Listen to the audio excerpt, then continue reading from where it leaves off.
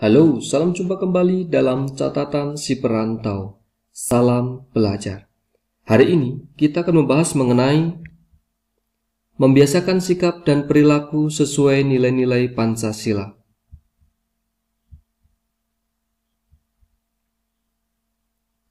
Berikut adalah apa yang akan kita bahas, yaitu contoh nyata pengamalan nilai Pancasila di berbagai aspek kehidupan, yaitu di lingkungan keluarga, sekolah, dan masyarakat. Agar Pancasila senantiasa terjaga, maka Pancasila harus kita hidupi, kita praktikkan selalu, dan kita bawa selalu dalam segala aspek kehidupan kita. Misalnya di lingkungan keluarga, di lingkungan sekolah, dan yang lebih luas lagi di lingkungan masyarakat. Dan lebih luas lagi, yaitu di lingkungan bangsa dan negara. Tapi pada kesempatan kali ini, secara khusus yang dibahas adalah bagaimana contoh nyata pengamalan nilai-nilai Pancasila di lingkungan keluarga, sekolah, dan masyarakat. Baik, mari kita mulai.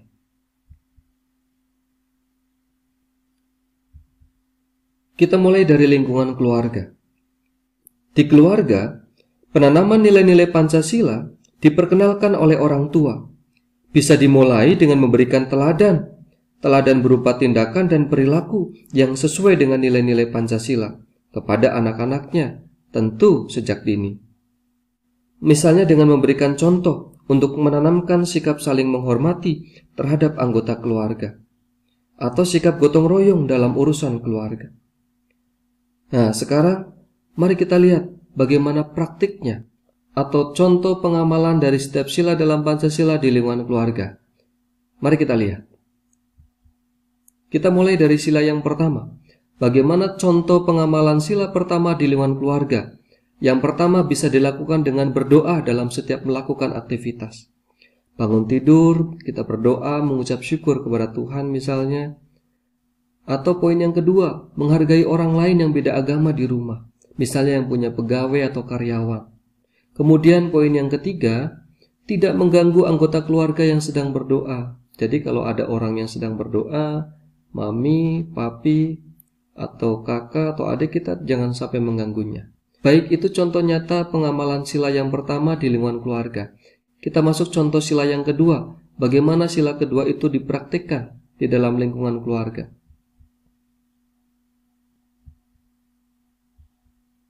Sila kedua, atau contoh pengamalan sila yang kedua di lingkungan keluarga, kita harus bersikap adil terhadap anggota keluarga, saling menghargai bagiannya masing-masing. Kita bisa menunjukkan sikap dan perilaku sopan santun sesuai adab bangsa Indonesia terhadap anggota keluarga. Misalnya harus sopan kepada orang yang lebih tua, tidak membentak orang tua, dan lain sebagainya. Kemudian poin yang ketiga, saling membantu antar anggota keluarga. Baik, itu contoh nyata pengamalan sila yang kedua dalam lingkungan keluarga. Sekarang kita masuk bagaimana sila ketiga diterapkan dalam lingkungan keluarga. Contoh sila yang ketiga di lingkungan keluarga, kita bisa mempraktekannya dengan tidak bertengkar dengan anggota keluarga atau mengutamakan kepentingan keluarga. Kemudian contoh sila yang ketiga penerapannya di lingkungan keluarga dapat diwujudkan dengan menjaga nama baik keluarga. Yang ketiga, kita harus siap rela berkorban untuk keluarga, bekerja sama, kompak selalu dengan keluarga. Itu adalah contoh nyata, wujud nyata sila ketiga di dalam lingkungan keluarga. Sekarang kita masuk kepada sila yang keempat. Bagaimana sila keempat itu dapat diwujud nyatakan di lingkungan keluarga.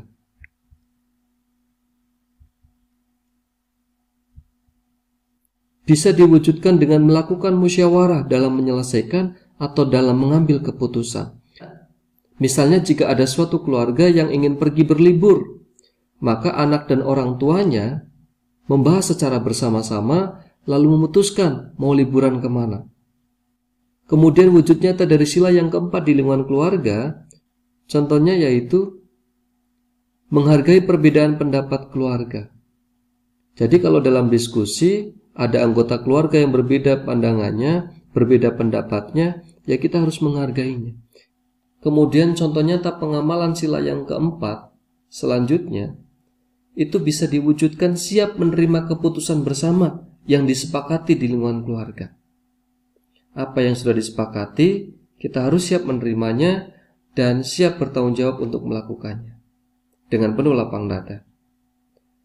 Baik, sekarang kita masuk bagaimana sila yang kelima diterapkan di lingkungan keluarga. Contoh wujud nyatanya bagaimana sih di lingkungan keluarga? Kita lihat. Pengamalan sila yang kelima di lingkungan keluarga yang pertama bisa ditunjukkan dengan hidup hemat atau tidak boros. Kedua, kita harus siap bekerja keras. Ketiga, kita harus siap atau pandai menciptakan suasana kekeluargaan dan kegotong royongan dalam mencapai satu tujuan dalam keluarga. Baik, demikian adalah contoh nyata bagaimana penerapan, pengamalan setiap sila dalam Pancasila di lingkungan keluarga. Oke, sekarang kita masuk bagaimana penerapan, bagaimana contoh nyata, bagaimana wujud nyata setiap sila dalam Pancasila di lingkungan sekolah. Penanaman nilai-nilai Pancasila di lingkungan sekolah itu melalui peran seorang guru.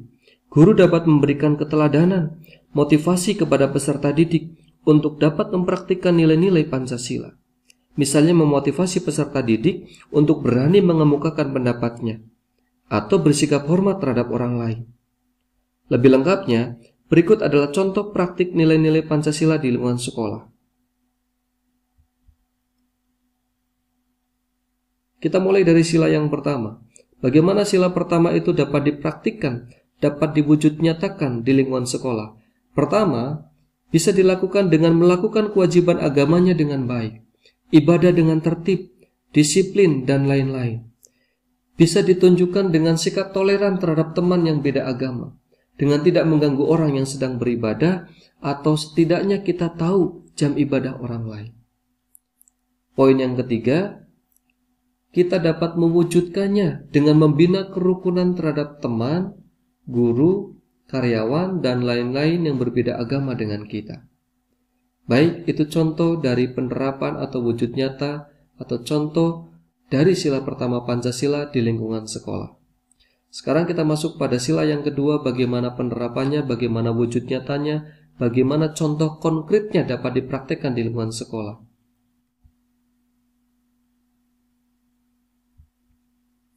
Sila kedua dapat diwujud nyatakan, dapat dipraktekkan dengan tidak diskriminasi terhadap teman, terhadap guru, karyawan, dan lain-lain di lingkungan sekolah. Atau yang kedua, kita bisa menjaga kata, sikap, perilaku kita agar sesuai dengan adab Indonesia, sesuai dengan tata krama yang berlaku. Kemudian poin yang ketiga, bisa kita wujud nyatakan dengan saling tolong-menolong atau menjenguk teman yang sakit dan lain sebagainya. Banyak sekali, kita bisa menambahkannya lebih banyak lagi dari apa yang disebutkan tadi. Baik, itu adalah contoh nyata dari sila yang kedua di lingkungan sekolah. Sekarang kita masuk contoh nyata atau wujud nyata dari sila yang ketiga di lingkungan sekolah.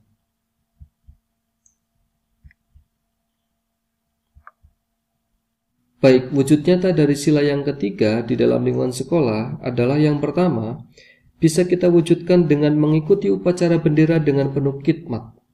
Kedua, belajar dengan sungguh-sungguh untuk menata diri, mengembangkan diri kita, dan menjadi siswa yang berprestasi. Kemudian contoh nyata dari sila yang ketiga di lingkungan sekolah dapat diwujud nyatakan dengan bermain dengan siapa saja tanpa ada diskriminasi terhadap orang yang berbeda suku, agama, ras, dan golongan. Baik, sekarang kita lihat bagaimana wujud nyata dari sila yang keempat di lingkungan sekolah dalam praktek kehidupan sehari-hari di lingkungan sekolah.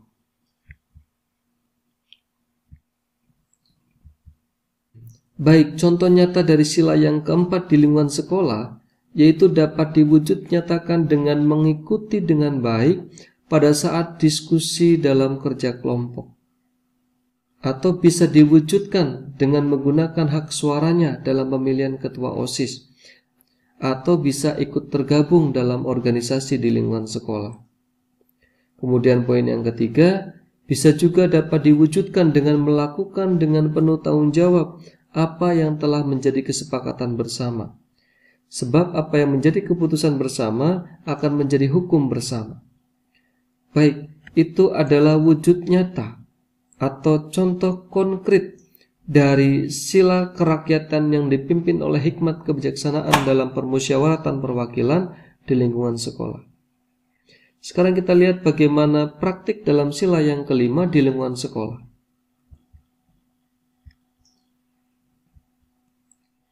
Nilai dalam sila yang kelima di lingkungan sekolah dapat dipraktekkan dalam bentuk sebagai berikut.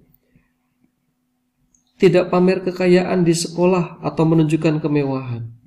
Kedua, menolong orang lain agar berdiri sendiri, atau tidak menggunakan hak milik untuk usaha-usaha yang bersifat pemerasan terhadap orang lain. Tidak boleh melakukan pemerasan terhadap orang lain.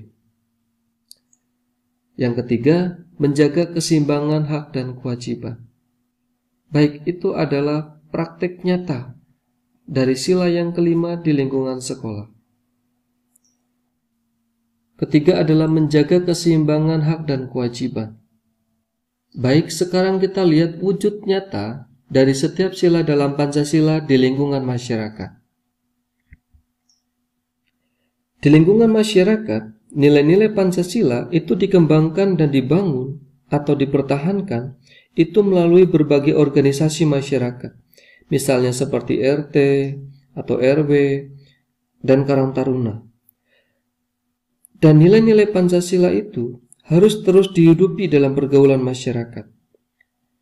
Nah, sekarang pertanyaannya, bagaimana praktik nilai-nilai Pancasila di dalam lingkungan masyarakat? Berikut adalah contohnya. Kita mulai dari sila yang pertama. Contoh nyata atau wujud nyata sila pertama di dalam lingkungan masyarakat bisa kita wujudkan dengan sikap tenggang rasa terhadap tetangga yang berbeda agama. Misalnya, kita sedang asik memutar musik, kemudian terdengar suara azan, maka musiknya dikecilkan atau dimatikan dulu. Itu tandanya kita memberikan waktu kepada orang yang beragama lain untuk melakukan kewajibannya, supaya tidak terganggu oleh suara musik kita tadi itu. Itu contoh tenggang rasa. Yang kedua, tidak memaksakan agama kita kepada orang lain. Kita tidak boleh memaksakan supaya orang percaya kepada agama kita, apalagi memaksa orang untuk mengikuti atau mempercayai apa yang kita percayai di dalam agama kita. Itu tidak boleh dipraktekkan. Oke, kemudian poin yang ketiga, dapat diwujud nyatakan dengan hidup rukun dengan tetangga meski berbeda agama. Baik, itu sila yang pertama. Kemudian kita masuk sila yang kedua.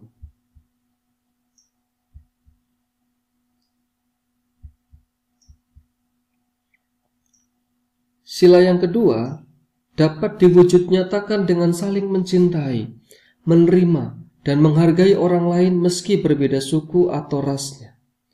Yang kedua, menjaga etika pergaulan, termasuk menjaga etika dalam penggunaan media sosial.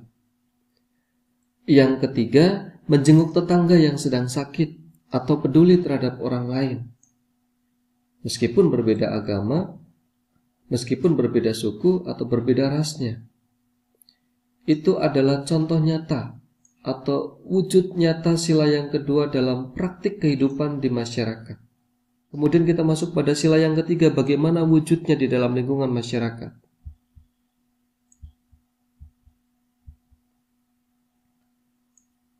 Contoh nyata dari sila yang ketiga di lingkungan masyarakat, yang pertama, bisa dilakukan atau diwujudkan dengan mengikuti upacara bendera dan acara atau kegiatan 17 Agustusan bersama warga yang lainnya. Kedua, mau bekerja sama dengan tetangga atau orang lain meski berbeda agama, suku, budaya, ras, dan golongan, karena pada dasarnya kita adalah satu. Kemudian poin yang ketiga, menjaga ketertiban bersama, bergaul terbuka dengan orang lain, tidak eksklusif. Kemudian bagaimana wujud nyata sila yang keempat dalam lingkungan masyarakat? Wujud nyata, contoh nyata dalam lingkungan masyarakat dapat diwujudkan dengan ikut karang taruna bagi yang sudah cukup umur. Kedua, kita harus bersedia berdialog, bermusyawarah dengan orang lain.